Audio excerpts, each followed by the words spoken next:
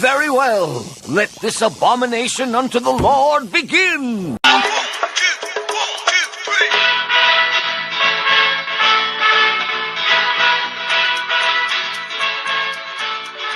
Okay, welcome to the Planet Express Delivery Podcast. This is James. That's my line. You stole my line. Well, fuck, we're in it now. All right, this is Dave. You're being phased out. Somebody has to take over your responsibilities. This is Suds. Jeez. I get it. That's all right. I understand. Leave now. Okay. I'm out. Welcome back to the podcast. The episode today is Law and Oracle, written by Josh Weinstein. And I don't remember if we ever actually established this the last time an episode by him came up. Is it the same Josh Weinstein that worked on The Simpsons? I have no idea. I honestly have no clue. We can look it up. I'm like 90% sure that it is. I mean, it would sure make sense if it was. Yeah, it would make sense, but... Sure would, Suds. I mean, how many Josh Weinsteins are there that write for animated shows on Fox? 2. Oh, shit. Well, maybe it's not him then. 2 Josh Weinstein? The only other Josh Weinstein I'm aware of is he actually changed his name to J. Elvis Weinstein, but he was a writer and actually an actor on the first season of Mystery Science Theater. Oh, okay. Yeah, he probably changed his name because of this other Josh Weinstein. See, I know that. I don't know about this. Oh my god. Cat fight. Sorry. Lynn, were you being too mean? You were being mean. I was just petting her. Too hard. Yeah. Flipped. We've got cats in the studio. We're encroaching on Marin territory. Yeah, I think we are. Definitely. Yeah, he doesn't own that. He doesn't own it. He doesn't own cats. No, the cat's in the studio. We can do that too. What about the cats in the cradle? Cats And- in the and- cradle and the silver spoon? Right. Yeah. Little boy blue and the man in the moon. It's my favorite song of all time. Oh yeah? Oh, Yep. Mm-hmm. of course it is. You're a big Cat Stevens fan? Is that who that is? I'm pretty sure, yeah. I thought it was like Danzig or something. No. Yeah. It was Oh, no, that's Mother. I thought it was the same song. Excuse me, not Cat Stevens. Yusuf. Cat Power. Cat Power. Not Cat Power either. She might have done a cover though. Yeah, she should have. Is that Cat Stevens' daughter? No. It's his niece. Oh, okay. I'm It is sorry. none of those things. It is not any of those. You know what? I was really hoping that you would play along. James knew what I No, wanted. I am the ruiner of bits, remember? Yeah, of course. You're doing a stellar job. I am doing a fantastic job. So, as you were saying, James. Okay, so just a real quick synopsis. Fry, who is fed up with the lack of respect and promotion that he's getting at Planet Express, decides to become an NNYPD police officer, where he joins the Future Crimes Division. He's And promoted to the Future Crimes Division at some point. For God's sake. Dave, this is the synopsis. We're going to get to it. I'm just saying.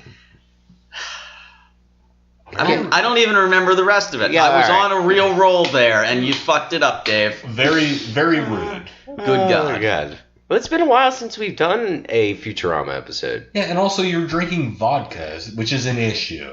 No, it's not. We need to have a production meeting as soon as we're done. No. We have to have a conversation about Dave's drinking. Yeah, we definitely need to have a vodka meeting. Yeah, we need to have that vodka meeting. There will be vodka served at the meeting. But so let's start. We start out the episode. Fry is playing a Paperboy-esque video game called Delivery Command.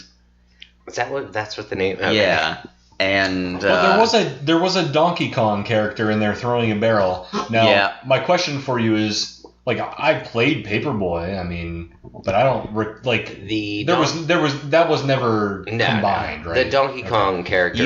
you just didn't get to that level. Well, I probably didn't because I sucked at video games. No, Paperboy was really hard. Was it? Yeah, it was hard. Like on a scale of like I don't know, Space Invaders to E.T. Well, E.T. How is a hard terrible was it? game that should never be brought up, ever. It should be buried in the what desert. was the hard line on that scale? Because Okay. E.T. wasn't. It wasn't hard. It was just dumb. It was just bad. It was a poorly made game that had no... that's why they buried it in the desert. Right. So- Okay, well let's figure out a different game that is like the number 10 for hardness. I'm thinking Silver Surfer on NES. Oh, that was a pretty hard game. Yeah, Oh, it's no. impossible. Battletoads. Oh. Yeah, okay. Okay. So where does Paperboy sit then on that scale? On a Space Invaders to Battletoads scale? Yeah. Oh, I would give that a Missile Command rating. Okay, alright. I like it. Okay. That works. What do you think, Dave? Well, Missile Command rating... I would give it... wow, there are a lot of games I could go with. Double Dragon 2 rating. That's really hard. Is that really hard? Double Dragon, yes, that was insanely hard. Oh, okay. Wrong game then. Super Mario. Mario wasn't hard. Which Mario? There's 100 Mario The first games. one. We're talking about Nintendo games, right? Oh, I don't know. I feel like I you mean, could I say just thought anything. we were just talking old school games. Oh, okay. I would give Paperboy, on a scale from Space Invaders to Battletoads, I would give Paperboy something like a Frogger. Okay. Frogger wasn't that hard. It was kind of hard. Not really. Beep, beep, beep. Well, speak for yourself.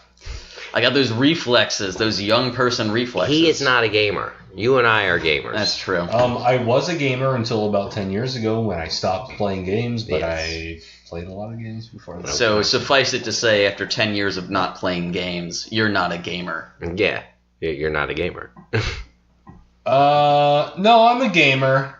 No, you don't have a system here I or play like anything. Candy Crush and Yeah, Fruit Ninja. I do have a video game on my phone currently. It's where you like try to launch a comet and get it around planets. Oh, okay. All right. Is that the- that's like a the bar Touch game. Tunes game? Yeah, that's a bar game.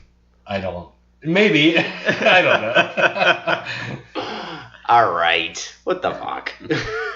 You need real games in your life. How come Donkey Kong's in this Paperboy version? It's got to be a throwback to the Yeah, pilot episode. That's what I was gonna say. Where he's originally. Well, there are a couple throwbacks to the pilot episode in this episode. Oh yeah, Mhm. that's right. When he goes to the cryogenics lab that he was unfrozen in, Yep. and it's a delivery for defrosted Wang. Yeah.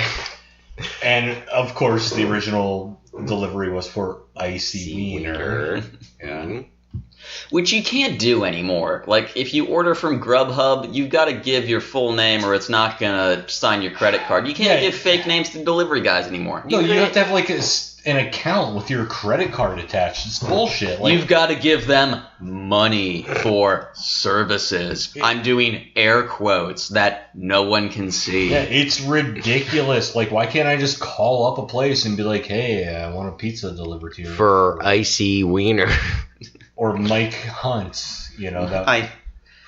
I'd like to order a fucking meatball log for Testic L. Jackson. And how's that spelled, sir? Man. Well, no. Like when delivery services started getting caller ID and shit, like that's when it stopped. Like you could check and be like, oh, is that really your name, James Knapp? Damn it, foiled again. Ah! How do they know it's me every goddamn time? The good old days when you could call somebody and berate them on the telephone and they didn't know who you were. You just have to do it over the internet now. Create a fake Twitter handle and just put people on blast. Oh, I wanted to do that. No, you don't. Not put people on blast, but make a anonymous Twitter, like Kelsey and Summer. Oh, yeah. Yeah, they. Well, they're not anonymous anymore, Dave. Well, I didn't say they're. I don't even know what their Twitter handles are. So. Well, not always, but I have done this in the past.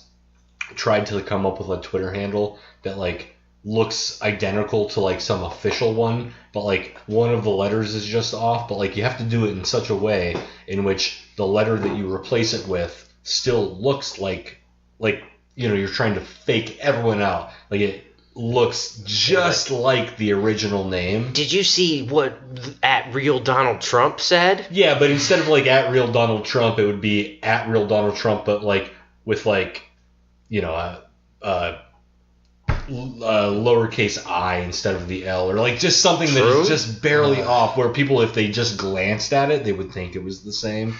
God, what a fucking idiot. Oh, I'm sorry I brought it up. Our president doesn't even have his name as a Twitter handle. He still has his cartoon fucking real. God, what a piece of shit. Okay, that's all I have to say. I don't know. I've been thinking a lot lately about this whole immigration thing. Oh, no. What are your thoughts, Michael? Yeah, let's hear this. I mean, I just think that, like, if people would obey the law, then they wouldn't be in that situation to begin with. And as I don't think anyone would disagree with me, I think obeying the law is probably the most important thing we can do. Fair point, but the important thing is that because they're not obeying the law, that we should definitely separate them from their children. Put them in basically what is internment camps. Well, they're not my children. Right. So, like, why should we even be concerned? Why should I care? Yeah. Giving a shit about other people. That's not really our thing. And let's not forget, those kids aren't innocent either. No. They crossed the border, too. They're just like tiny Hitlers. They should have thought about what they were doing. I mean, they are future MS-13 gang members. Of course. I mean, their skin color is what? We all know? It's brown. They're it's brown. Brown. Right, they're brown. So, of course, they're MS-13 members. Just the way it has to be, guys. Just the way it has to be. Glad that we all agree about this. I don't even want to keep going with this bit because it's just going to make me angrier. I was waiting for you to start fuming over there. We got here somehow by talking about Paperboy. Yeah. Like, that's all we've done so far. So Donald Trump was throwing newspapers at me. Yeah, and he got run over by a truck. And there was a Donkey Kong. So Fry is pretty frustrated with his lot in life. He's been a delivery boy for 1,000 years. It's understandable. Yeah, see, he says he's been a delivery boy for that. Oh, there are a couple things. So, when he delivers the pizza to the cryogenics lab, he says, "You've done this for 10 years." So he's been delivering... They have been delivering pizzas as well as packages for the 10 years the show has been on. Every week for 10 years. Yeah. So he's delivered over 500 pizzas to the cryogenics lab with some sort of fake name attached. He keeps delivering these pizzas to the... Fry is an idiot, but I don't know how he is that much of an idiot. It's Fry. I get that, but even when he gets there, he brings it up. He's like, every week for 10 years. Like, dude, it's been 10 years. Get your shit together, man. He won't. He obviously won't. But there's a thing in this episode where it's like where he's gonna resign from being a delivery boy and he's done. But I also kind of lost track about where Fry and Leela are in their relationship. Weren't they together the last time we saw them? You know what? This is the season where it's like an off and on thing. Like they're technically together, but for certain episodes they do like shit like this because they do. It's like the Monster of the Week episode in X-Files where they disregard the story arc. Yeah, exactly. Yeah. Okay. Yeah, because when they're standing outside and like, Leela's kind of swooning over the Earl and Smitty. And it's like, I love a man in uniform. A uniform that doesn't include short pants. Who swoons over Smitty? I would say go for Earl more than anything. Yeah. Oh, baby. But... if she is swooning over Smitty, here's what I have to say about that. Good. Because he is so much like Fry that I can kind of. You can hear the voice. Yeah, of course. Yeah. So by proxy, her being into Smitty is kind of like she's into. Well, she's not into Fry, but she's open to the idea of Fry. Exactly. Yes. Which brings up another note. You said you were over the Fry and Leela thing. Are you back on it? Well, that was a couple weeks ago. I'm just making sure.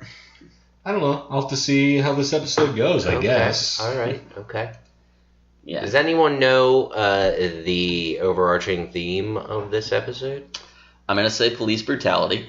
Okay, I was gonna say Minority Report, but sure. Oh, of course. I mean, with the Oracle. Yeah, I mean, Pickles. It's a lot of. We're jumping ahead a little bit. I mean, there's a bunch of references in this episode. But well, there's a lot of sci-fi in this episode. Yeah. Which I love it. Did you guys like Minority Report? No. What? Oh, I loved it. That was I thought a good movie. Awesome. Yeah, I really enjoyed that. Well, no, because I read the short story. story. Is that a Philip K. Dick? Yeah. Okay, thought so. Yeah. What was the name of the short? It was Minority Report. It was just Minority Report. Yeah. Oh, okay. Okay, well before when was that written?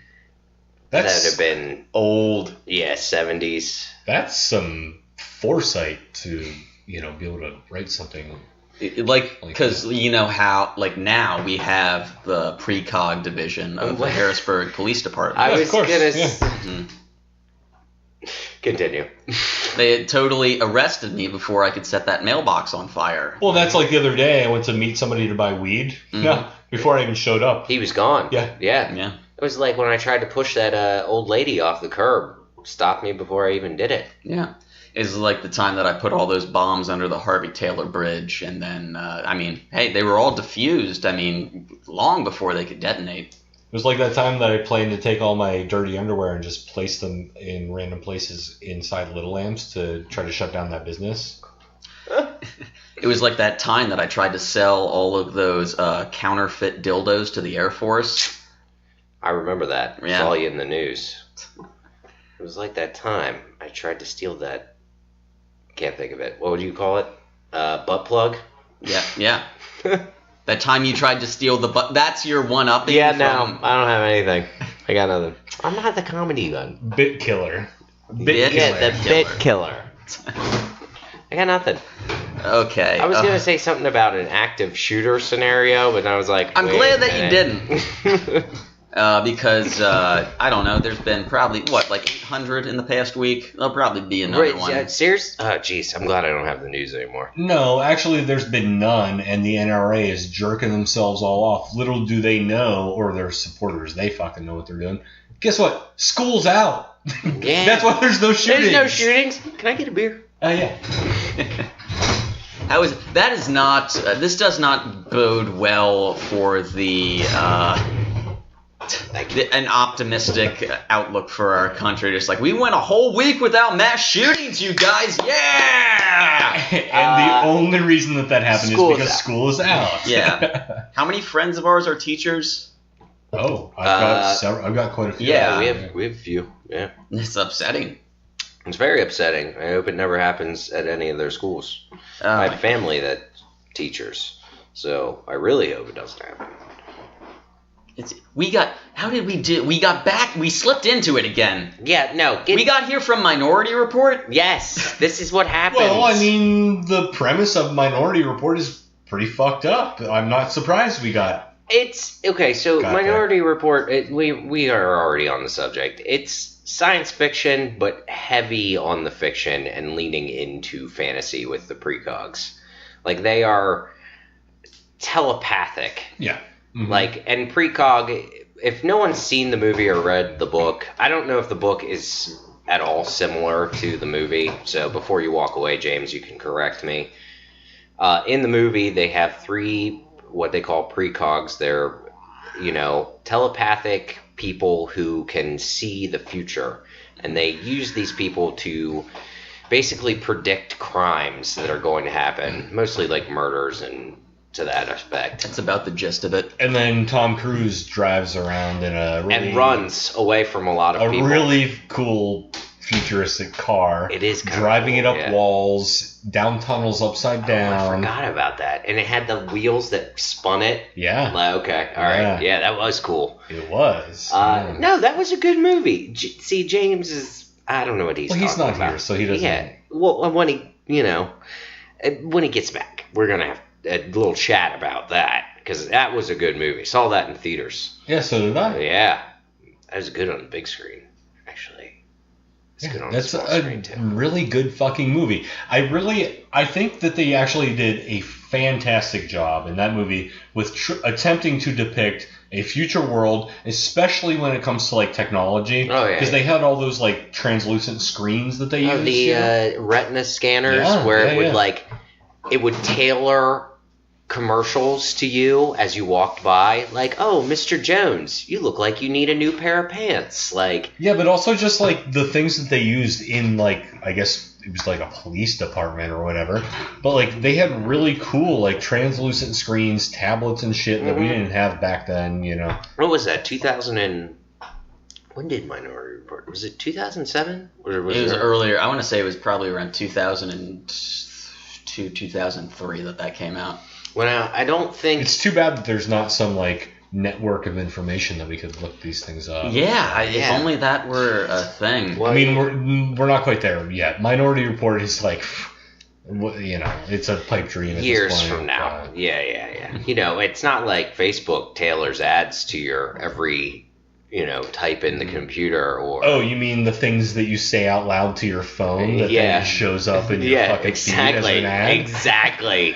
Because that happens. How the fuck did you know I was looking at Amazon? God damn it. This is like that time that I tried to sell a connectivity service that connects every computer in the world together in one giant cloud of information to the government, and then they stole it. Son of a bitch. They do have precogs. You know what it reminds me of?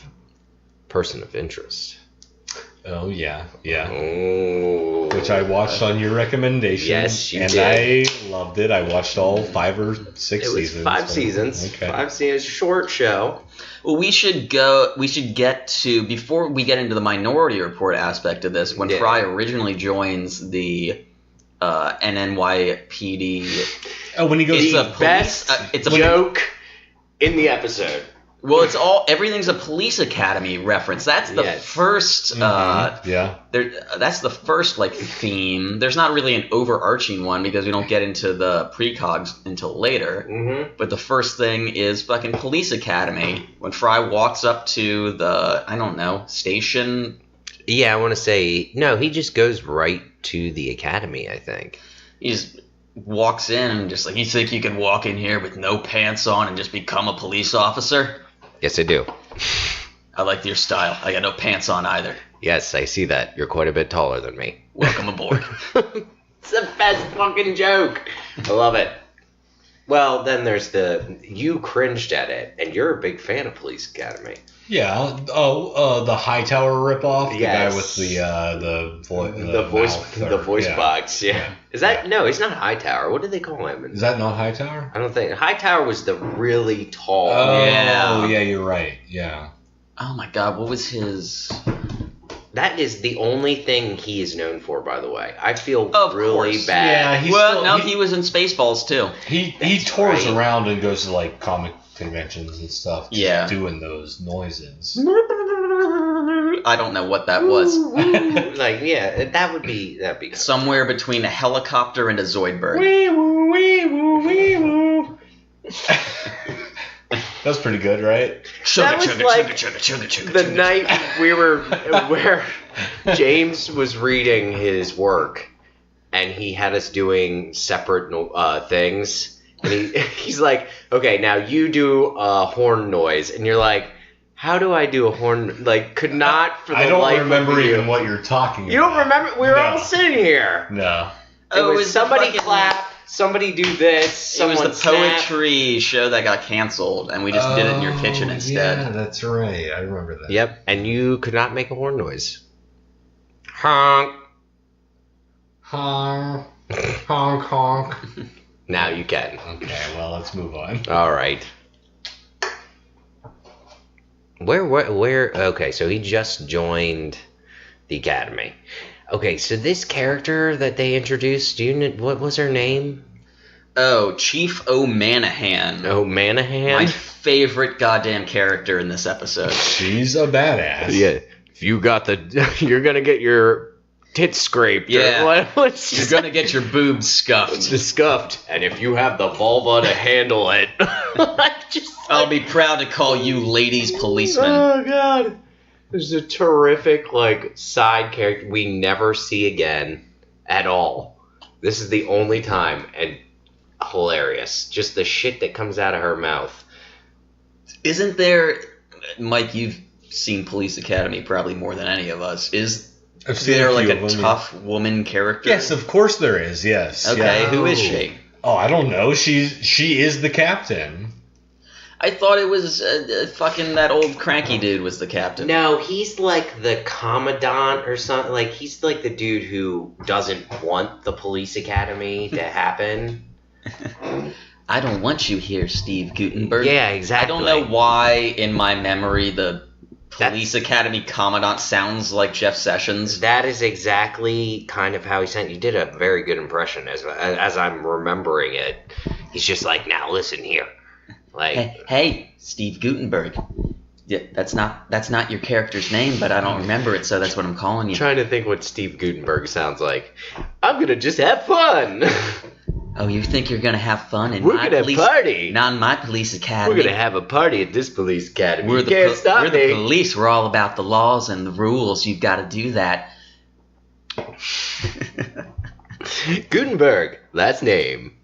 Hey, police academy. Are we gonna do a bunch of really sexist, inappropriate, of course, homophobic jokes? That are gonna seem okay in the mid '80s, but then in 30 years are gonna seem trite and stupid. Wait.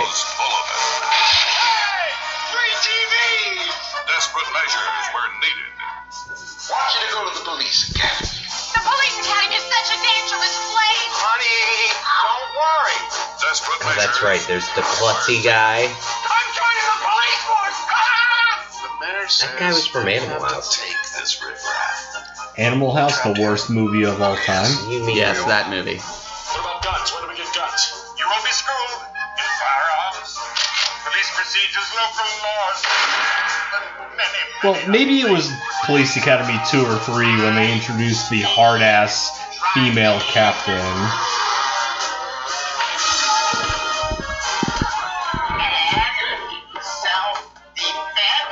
Nope, that's her right. Oh, right there. They showed the busty blonde woman. Where did you get This is great audio.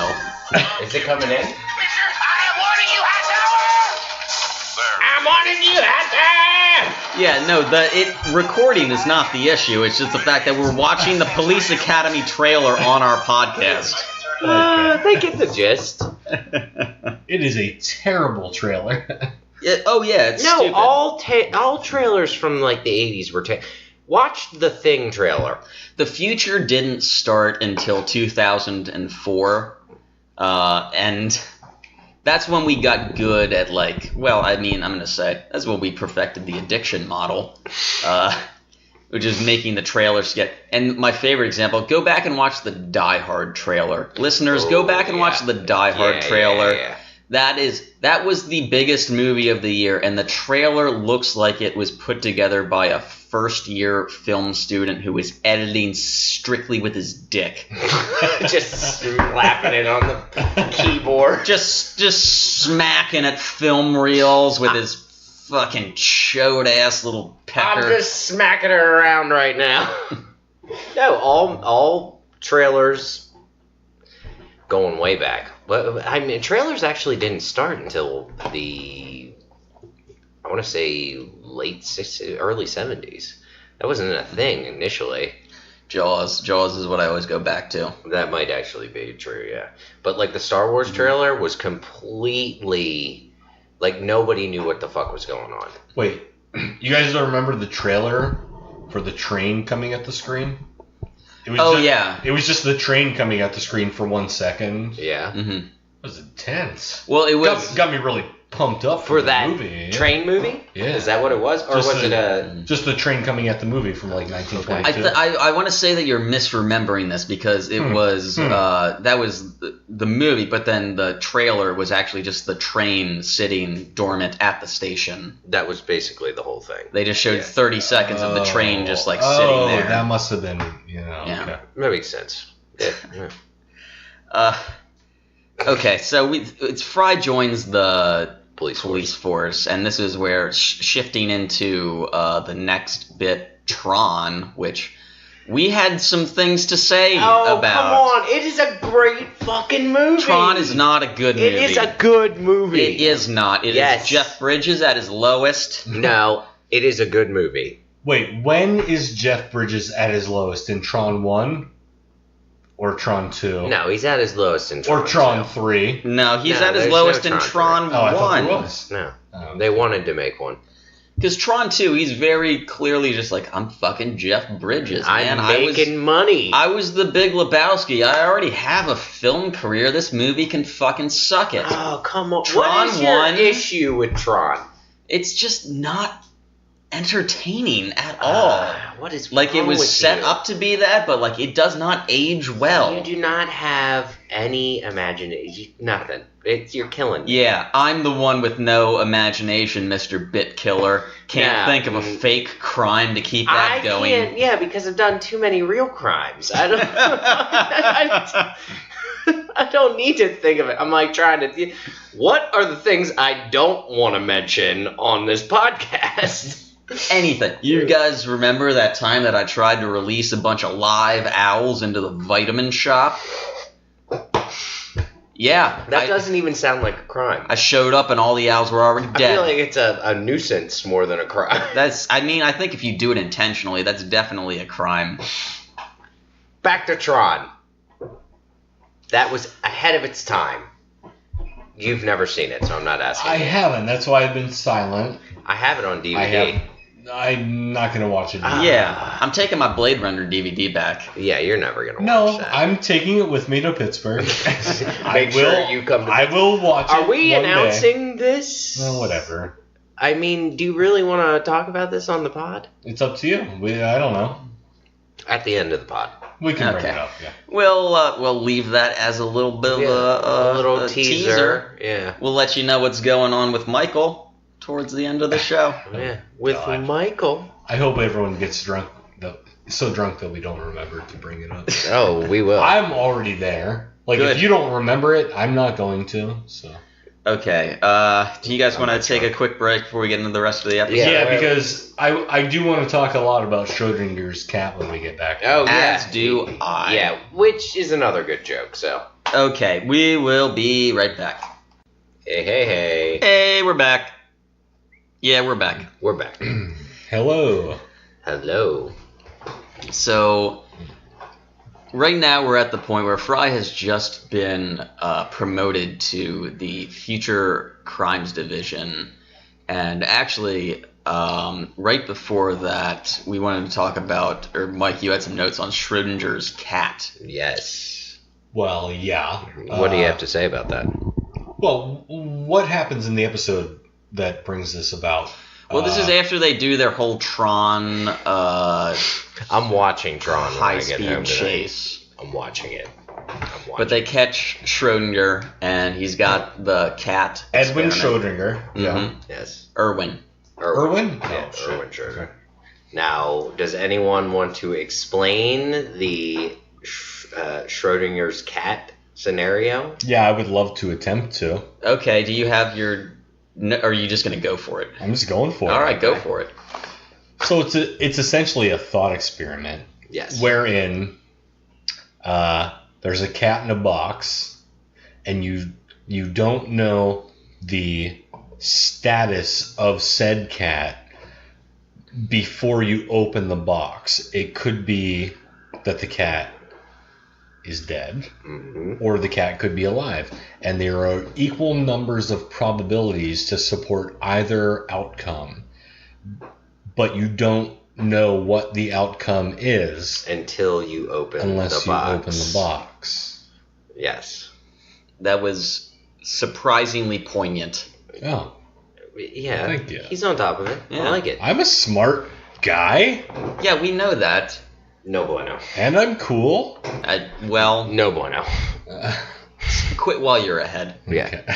Take what you can get, buddy.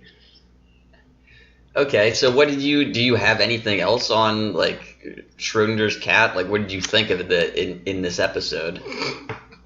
What? No, I don't have anything else. I was just trying to figure out what it was. No. It is. It's a very odd thought experiment. Have you ever thought about it? I think about it every day. Every day? Well, it was Yeah. intentionally. I mean, Schrodinger came up with it as a prank, essentially, where he's just like, because the whole thing is Cat in a in box. particle physics, the way that a subatomic particle can exist in two states at one time, and it's only when you actually observe it that you define it, but then you incorporate the observer effect, which alters how the particle interacts with the physical environment anyway. Much like another scene in Futurama where they used quantum particles, which decided the outcome of a horse race, Right. just because they witnessed it. But also, perhaps, James, you should have been the one to describe Schrodinger's cat. Yeah, Because well, that was pretty good. but I mean, he came up with it as just like, this is an extremely oversimplified joke version of the very important science that I've been doing. How I'm going to do things. It's like, how do I explain fucking quantum physics to dummies? Oh, there's a cat in a box with some poison, and you don't know if the cat's alive or dead. Which, I don't know. First of all, I don't know why the hell the poison is in there. Because there's already a mechanism to smash the vial. Why isn't it just like a fucking anvil comes down and smashes the cat in the face? Well, because then you'd see the cat die. Well, you wouldn't see it because you can't see inside the goddamn Are box. you talking about an anvil in the box? Yeah. But the box is small. Well, why isn't it just that the cat could suffocate That's from true not having proper ventilation? It doesn't go into the thought experiment whether or not the box is ventilated. too. Yeah, no, I don't think so. But I mean, I'm just saying, if I put a cat into a box, I'm ventilating it because I like cats, but... are you going to ventilate it after you put the cat in the box? Because I feel like that might kill the cat. No, I'd ventilate it prior. Okay, I was going to say. Yeah. No stabbing holes in a box while there's a cat there. So wait, I was going to say you're- ventilating a cat sounds like a euphemism for killing. Yeah, it does. But for It some very reason, much. Dave thinks if I'm putting a cat into a box, I'm putting the cat in first, and then I'm stabbing the box with a sharp object. Why are you Holes putting a into cat it. in a box at all? Yeah, this was my line of reasoning. The way you stated it, it sounded like that's what you were going to Just do. get a cat carrier. They're not expensive. I have one. I need two. Oh, Spoilies. Oh, spoilies. Teasers. well, if I had an extra one, I'd give it to you, but I got to take Virtue to the vet. Yeah, he only has the Okay. one cat. You guys should have thought of that when you bought the other cat. How did you get her home from the They shelter? used the one carrier. Oh, Have so- a cat carrier. So yeah, Okay, we so used you're it. just doing some... When we adopted Lindley from the Humane Society, we did not put Swen into a cat carrier, take him to the Humane Society, and then be confused and wonder, oh, now how are we going to get Lindley home? So you just pulled the Texas switch on your cats with the fucking carrier. We used the same carrier for both cats. Yeah. Yes. Now all I can imagine is when and if you need to use the cat carrier, you're just gonna shove both the cats into the carrier, and it will be a Schrodinger's Get box along. scenario. Who will still be alive when we open this carrier? Will it be Lynn or will it be Swen? It would be Swen. Lynn would get murdered. No, we don't know until we open the carrier. Well, that is the point of That's the true. thought experiment. This experiment needs to be updated for modern times, I feel like. That's right. Okay, so you've got an iguana in a plastic bag. And... You can see through the plastic bag. Mhm. But here's the kicker. We drop an anvil on it. That's all it is. It's just there's an iguana in a plastic bag, and then it's Dave just drops an anvil from the second story. Mm-hmm. Yeah. Also, there's just so much LSD in the bag. Yes. So much. And blood everywhere. Uh-huh. Have you ever seen something get squished by an anvil? Wait, blood before or after the anvil? After the anvil. Oh, I thought you were saying before. No, I think there should be blood before the anvil. So the iguana is in the bag with blood and LSD. Okay, so there's an iguana in an opaque bag with a what is it? Like a bag of blood. Oh, like a what do they call them? Like a blood transplant bag. Okay, all right, yeah. All right. Iguana, opaque bag, separate bag full of blood inside, and also just a ton of LSD. Oh my god. And then just Dave drops an anvil on it. That sounds like a recipe for disaster, and I fucking love it. Let's Did we prove anything just now? That I'll drop an anvil on a bag of iguana with LSD. Dave's a sociopath. That was the merit of that experiment. Yeah, no, that's what we figured out there. I think we need to put this to test. Can I have go get some an iguana. LSD before I drop the anvil? No, you got to eat the LSD after. Oh, okay, so I have to spoon it. Yeah, you've got to get the blood and iguana guts and anvil. I will take his power and have a good time. Imagine that trip once it starts kicking in. Start like twitching and shit. Why is this all metallic tasting? Guys, it tastes It's blood. this LSD tastes like copper. There was LSD in that, right? So, jumping forward a little bit to Fry is working with the precog division now, and comes across a future crime in which Bender is going to steal the Maltese liquor, a 210 proof bottle of malt liquor from Hedonism Box Mansion. So is this a play on the Maltese Falcon? Yeah. Yes, Okay. definitely. So another reference. This is like a movie episode. Yeah, it is. He's doing a lot of movies. Yeah.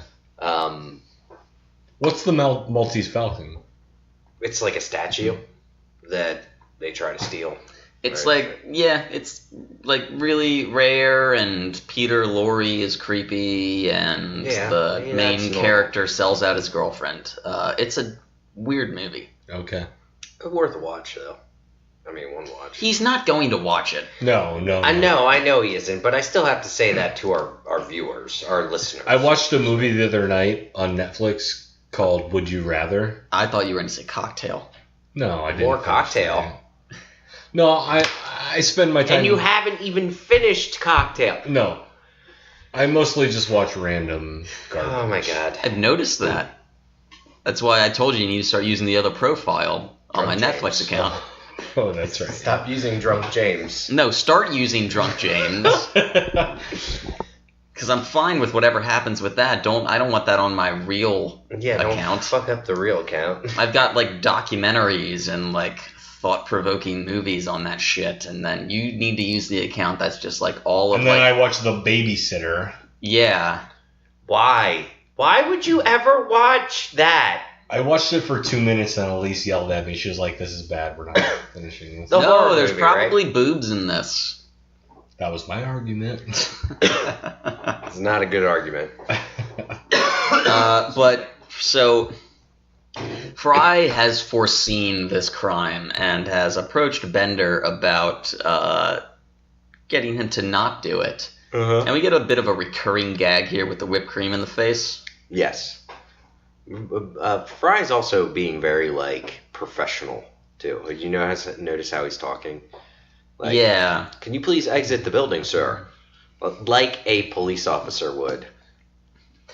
I do like that dichotomy of, like, as soon as Fry, like, gets on the police force, he's all business. He's, like, serious officer, and he takes his job seriously, and then Planet Express just goes to shit when he's gone. Yes! We don't know what you do, man. Yeah. Hermes is, like, going over, like, expense reports, and she's like, that's not funny. It's not supposed to be funny. This is a business meeting. Or when the professor comes in. Which is why I'm not allowed in conferences anymore. that actually makes a lot of sense. I'm okay with that. Yeah. Skyping in like an editor from like Pakistan. I'm pulling my Jerry Lewis routine in the background, just like Oh my God. Gotta get this book done. We've gotta put the book out. Oh God. The scientist man is talking to me. The guy. I'm Jerry Lewis. Ow, come on. Why does everything you do sound like Andrew Dice Clay? I was just trying to be cool like you guys. No. I'm Glaben. No, Laven lady.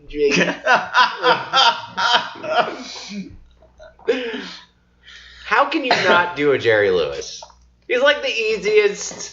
Wait, do it one more time. Why, lady with the. Hello, nice lady. Why, nice lady. Oh my God. Nice. No. Oh, nice lady. Hey, I'm the dice man. Hey, I'm the dice man. Yeah, I just can't do Jerry Lewis. I don't know why. You just do Andrew Dice Clay doing various other comedians. Oh my God. Hey, I'm the Dice Man, and this is my impression of Jerry Lee Lewis. Hey, I'm Jerry Lee Lewis. Hey.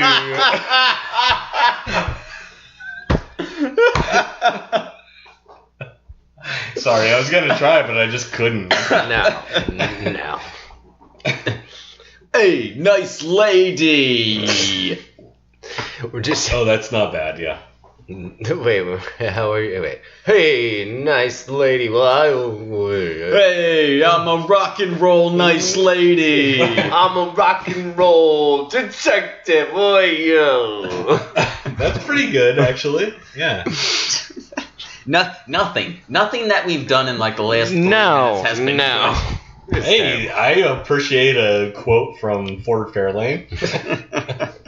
Is your favorite movie? It is. So I can see that. I only watched the first 10 minutes, but it's my favorite movie. So we're at I guess we'll say we're at the precinct, and Earl has figured out that Fry is like trying to thwart this crime. Yes, he's been trying to hide it from the other police detectives as well. And that's how Earl kind of figures it out. But we find out that Earl has his own secrets. I do like that we get a little bit of an insight into Earl in this episode, where he's usually been kind of oh baby. Well, he's been a foible for so long before this that we actually get like him interacting with Fry with the Planet Express crew. We find out he's a robosexual. He is robosexual. He's Yes. banging Chief O'Manahan. Yes. Who has... I'm surprised they didn't call it a toilet baby when it happens. That's a nice bathroom baby. Yeah, our bathroom baby. That's it. Like... I'm calling her Bert.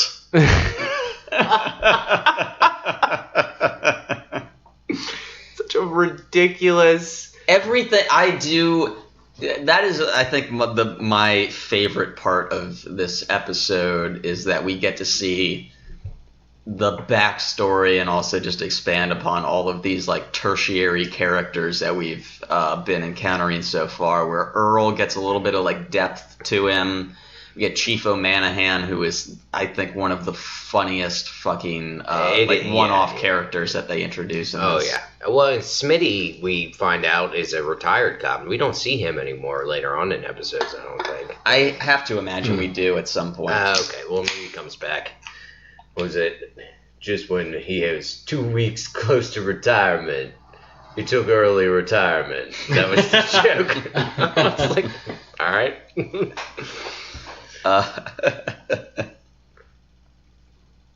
No, I'm trying to. What is the line? After they arrest Schrodinger and they're all in the locker room and just like, oh, you got that was a nice bust. You too, sir. Guys like that really break my uterus. Oh God.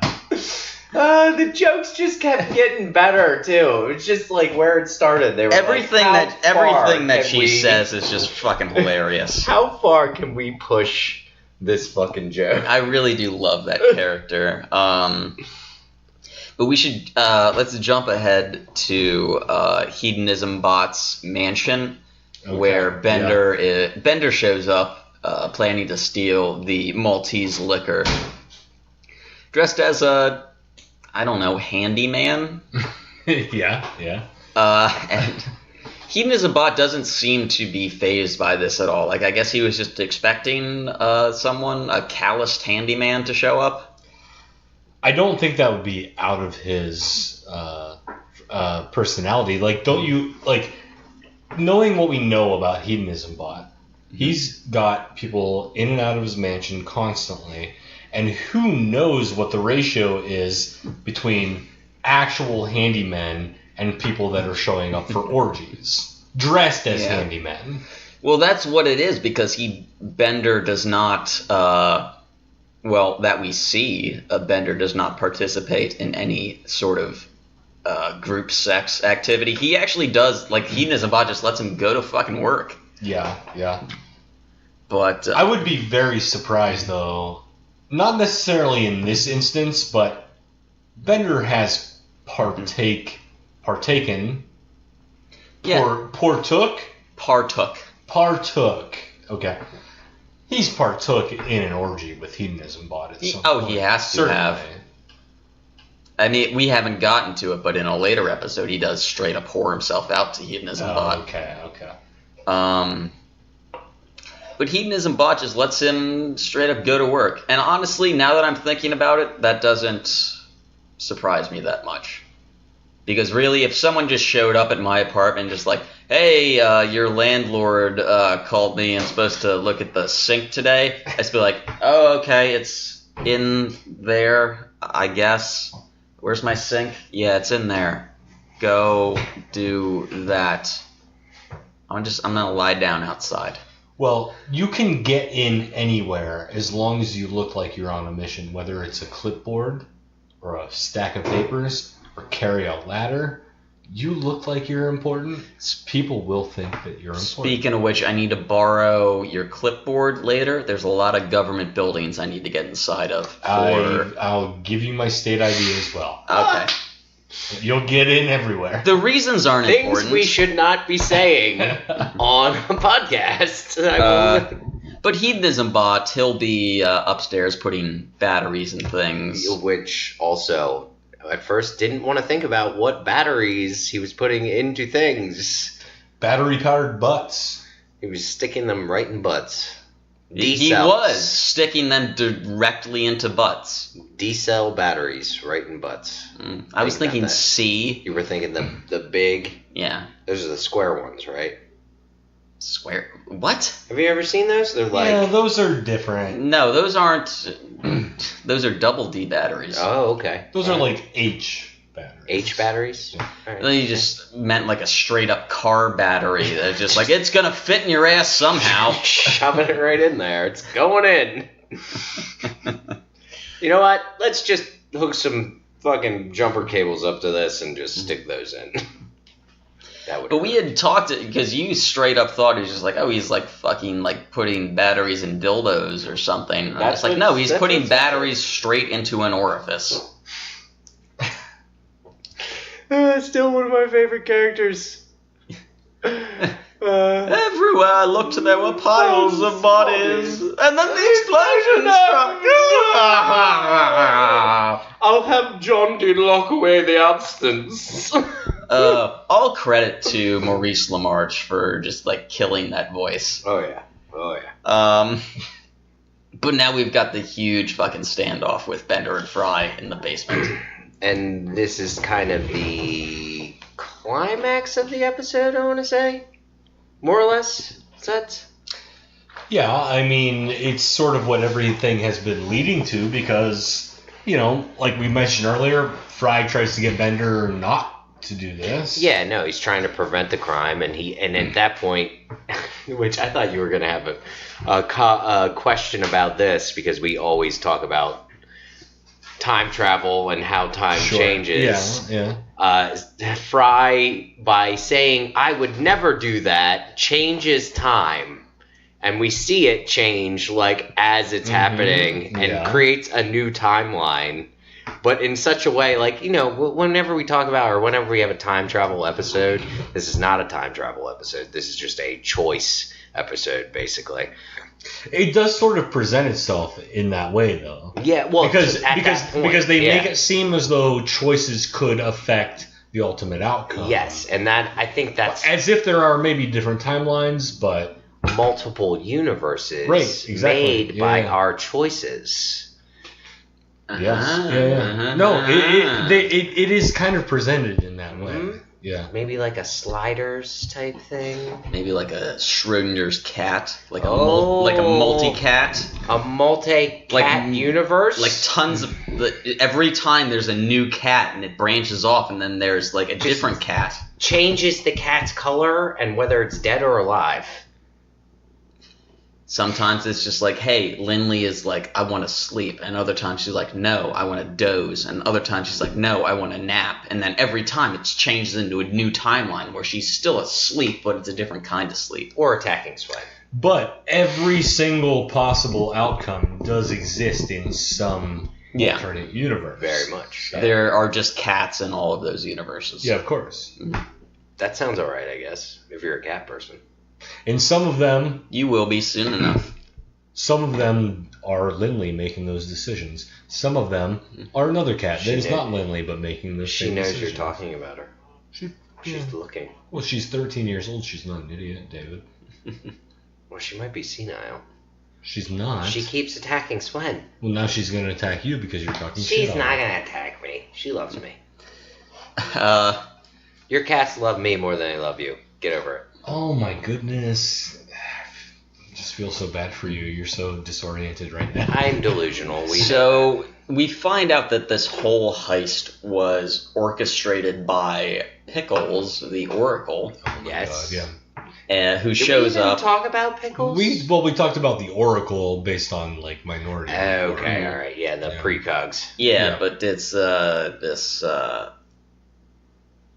omniscient robot / somewhat human, has a human brain. Well, has a like in a shell. Has an organic brain. We'll say we don't know that it's a human brain. Okay, I'll go with that organic brain.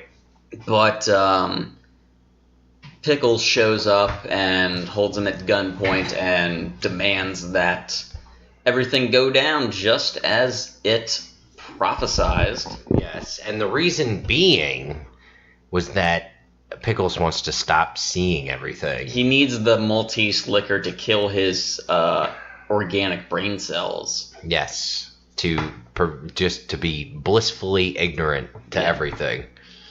And Fry and Bender get shot. Fry gets some whipped cream in the face. Does Fry get? Yeah, he does. Yeah, that is a recurring theme in this. He gets creamed. Right in the face.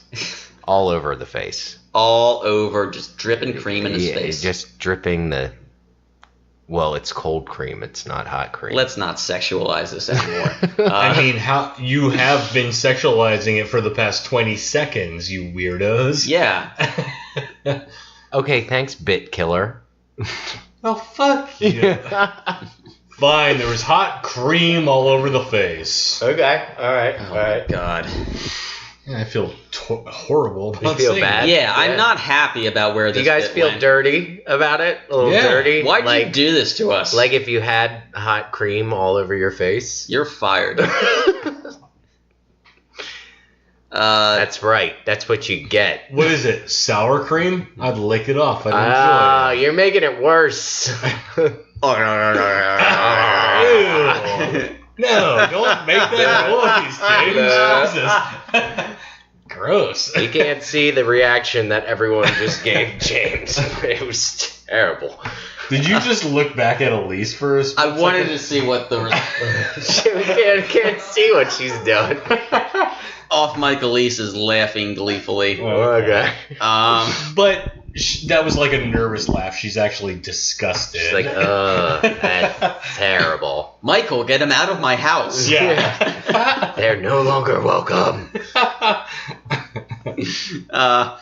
Okay, but okay. So the Oracle Pickles drinks the Maltese liquor, kills his organic brain, Yes. and is immediately arrested because Earl and Chief O'Manahan were hiding behind some prediction-proof glass. Yes. Makes no sense. It makes perfect sense to me. Oh, of course. Sounds like what's it called? Red herring? Or, You just put an anti-prediction film over the glass. Exactly. Anti-prediction film. Why did Yeah. I say anything? I shouldn't have said anything. It's the same way that, like, in winter you put the that like cellophane around the windows to like keep all the heat in. Mhm. Oh, okay. All Yeah, right. it's the same thing, but just with predictions. All right. Yeah, no, I understand. Still. You've got to have it like blessed by a wizard. Nope. No, you've lost me.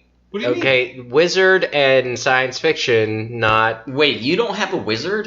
No, I don't have a Oh, you gotta get one. Got it. Do you have a card or something? Is this a thing? When did wizards become... Tell you what, I got some time tomorrow. We'll head out to my alchemist. Okay. I'll introduce you. And then down to the old grove, where the wizard lives? No. To the old grove. No, you got to go visit the coven out there on 83. I'm sure yeah. that's a witch. Of course. Wizards and witches are two different things. Okay. Are you thinking of a warlock? Oh my God, Dave! You are so young. Like you're. God. I'm young. I'm embarrassed. Oh, man. We're not talking about an apothecary. We're going to see a wizard.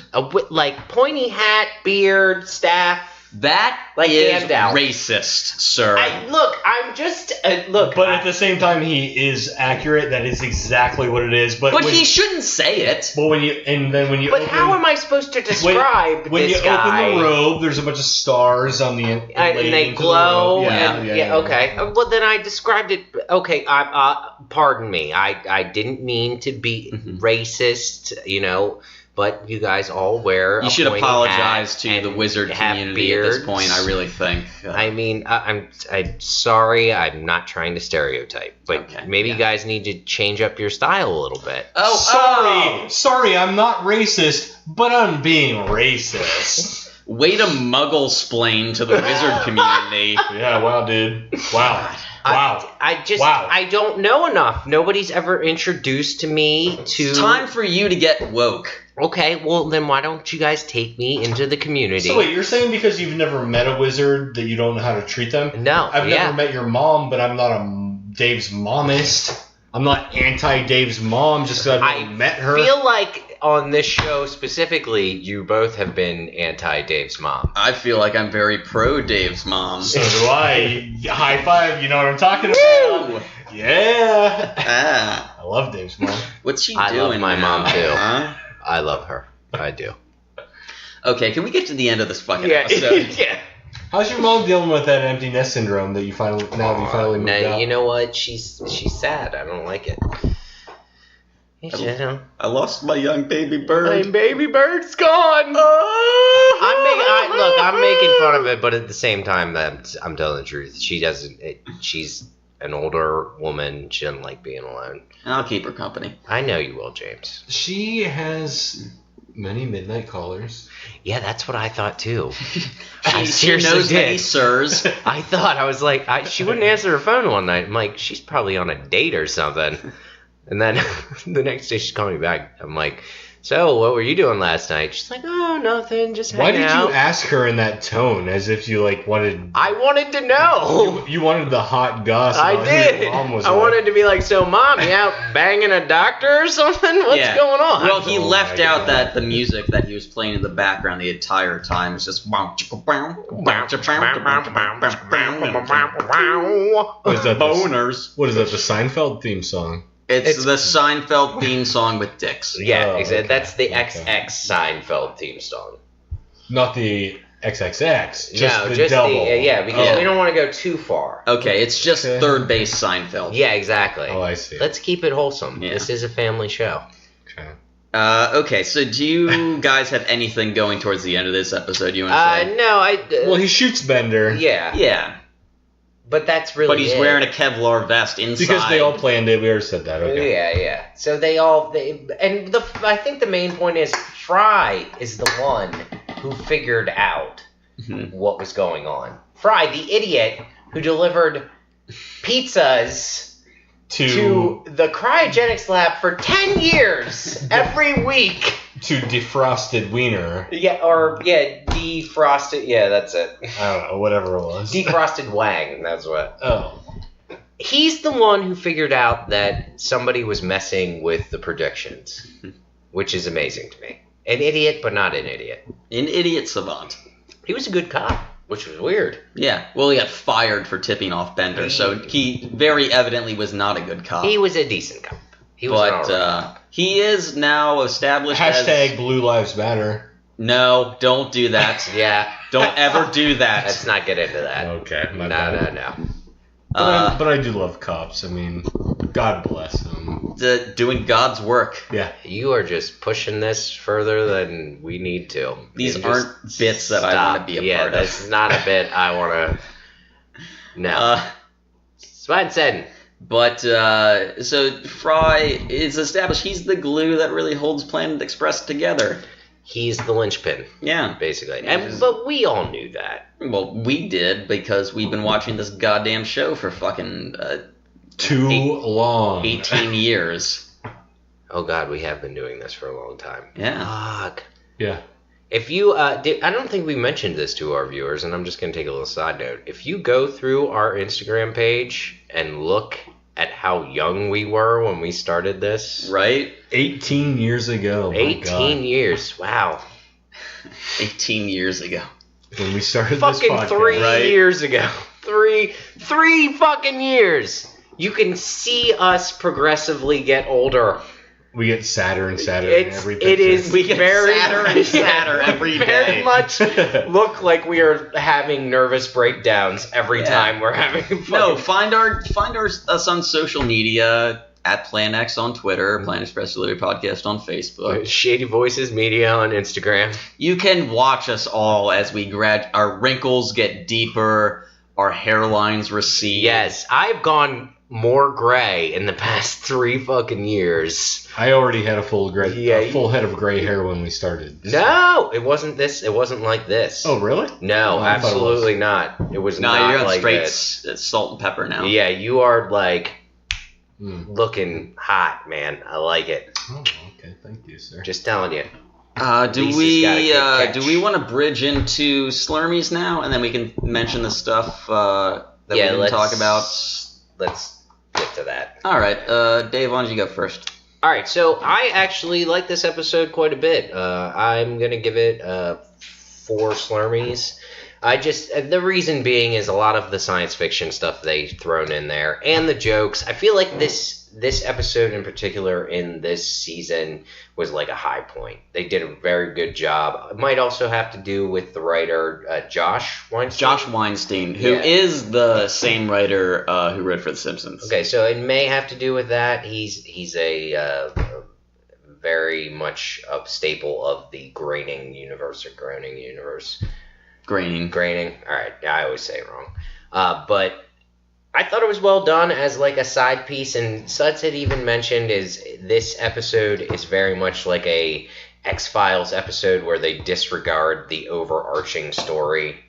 Because they don't talk about. I mean, they vaguely bring up Leela and Fry's relationship, which must be on the rocks right now, or they're just not talking about it. But it's a Fry adventure, which was not done bad at all. You know, a lot of times we complain about how one character episodes, like where they focus on one character, is not done very well. This was. I think it was done well. We get to see Fry outside of his element. Still goofy and idiotic, but he was a good cop for the most part. And we get to see how the crew reacts without having him around, which I don't think we brought that up. And I'll say something maybe after you guys do your Slurries. Okay. Well, I'll just just go over. I'm with Dave. I do honestly enjoy this episode. It's one that I never skip when it comes up, even though it's not one that I necessarily go out of my way to watch. I do always enjoy it when it comes up. One of the bits that we didn't really touch on that always kind of makes me chuckle when I watch this is the rotating series of signs or banners in front of the police precinct every time that they go back to it. And I was reading a lot of them where they keep going every time they cut to a new scene where they go back to the precinct. There's a new sign. One of them is just, are you angry? Agitated? Join the police. Cut back again, and it's just like, need a lawyer? And it's just hyper chicken, just like, huh? I'm just a chicken from the backwoods. More that I can't remember right now, but they always make me chuckle. I'd recommend to our listeners to go back and rewatch this episode and pick out all of the different signs that they include. But overall, I do enjoy this episode. So I'm gonna just middle of the ground. I'll give it a 3.5. Okay. All right, so there's a couple jokes that I want to touch on that we didn't talk about yet. There was, well, this isn't even a joke, but at one point somebody said "Hooray for the pigs." I think it was Bender. It was definitely Bender, yeah. Which I thought was really funny. Fry had a line where I don't know, they were trying to get him to do something, and he was like, "Oh, he's got a lot of paperless work to do right now." I just thought that was funny. Paperless. Yeah. Trust me, these are all stupid jokes that I'm.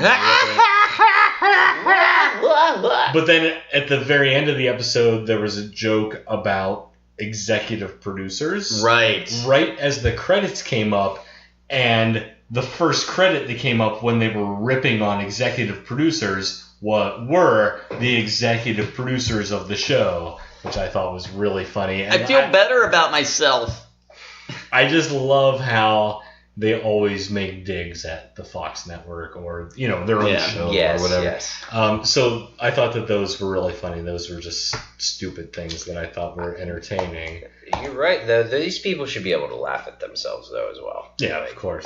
It's just... as far as the episode goes, I like it quite a bit. There are a lot of pretty funny references sort of worked into this with regards to, like, movies. We've got Minority Report. Mm-hmm. We've got Police Academy. We've got the Maltese Falcon. We've got... What else? Tron, yes.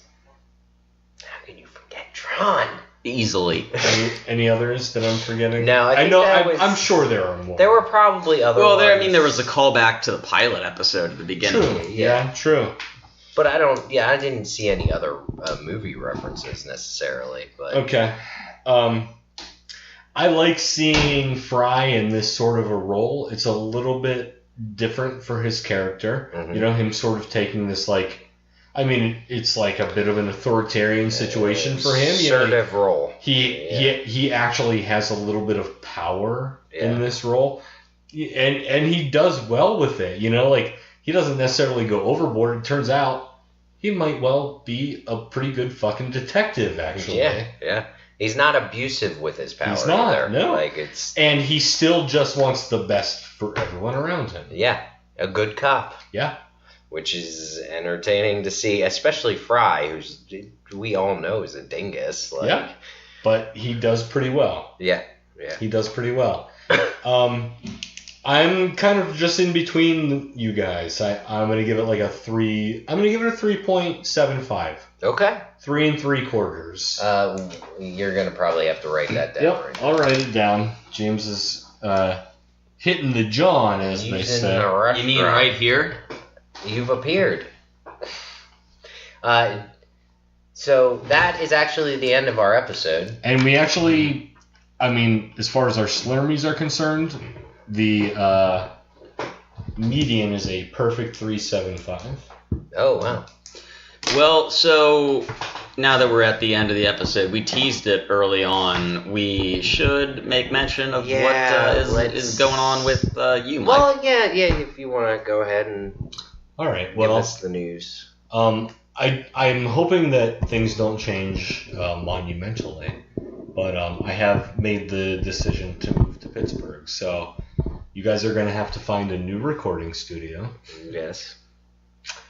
We're already replacing Dave. Yeah, that's happening. Yeah. So then, James, like, you and I will replace Dave with Carrot Top. Yeah. Then I'll leave. Then you'll have to replace me with somebody equally funny to me, not a Carrot Top sitch. I will find a brick. That'll be fine. A brick Tamland? I just immediately went to Anchorman. I love Lamp. Yeah, exactly. But I'm moving to Pittsburgh in about a month, so this we might will change a little bit, but hopefully not too much, because I'm hoping that we'll be able to Skype in or whatever. We'll be split up, but we'll still find a way to keep it the three of us doing this show as much as we can. Yeah, as much as we can. Yeah, Let's and not make, because you're gonna be busy. Like, you know. What do? I don't do much. Yeah, you do. You do shit. You're moving to another place. It's gonna be a lot of shit going on, dude. Certainly, but I will be back, here and there. That's true. Yes. Yeah. But if you want to support us in getting new equipment so that we can make this work a little better, check out the Shady Voices Media TeePublic store. Yes, absolutely. Yeah, we are going to need some sort of way to... We're going to need phones. Sort of capture the Skype, Capture the essence of the podcast. Oh, my God. The essence. Well... Do we have an essence? But it's like a possum in an empty garbage can. I was gonna say, does it smell like? I was gonna say just dudes, cheap beer. Genesee. Okay, if you're listening right now and you really want to contribute, don't send us money. Just send us a microphone soaked in Genesee. Yeah, that's the best thing you could do for us. Yeah, possibly. Okay. Thank you, everyone, for listening. Let's see. You should subscribe to the podcast on iTunes, Google Play, Stitcher, and wherever else podcasts are found. Also, please leave us a nice review. That helps us out a lot. If you want to email the show, email us planetexpresspod@gmail.com. I am James. You can find me on Twitter @GorillaKarate. I'm Dave. You can find me on Instagram @DavidBonifair as well. Remember to email, if you'd like to, email shadyvoices@gmail. That is our other account name. You can also contact us on Twitter @ShadyVoicesMedia, I believe it is. We also have a few Facebook pages, which I'm going to have to regulate. There is the Shady Voices Media Facebook page. There's another Shady Voices Media Facebook page, plus our main account. James and I are in a band called The Morks, and if you want to come hang out, we're playing a show on July 17th in Harrisburg. Okay, thanks everybody for listening. We will be back next week with more podcasts. Bye. Bye. Goodbye. Off you go, apparently.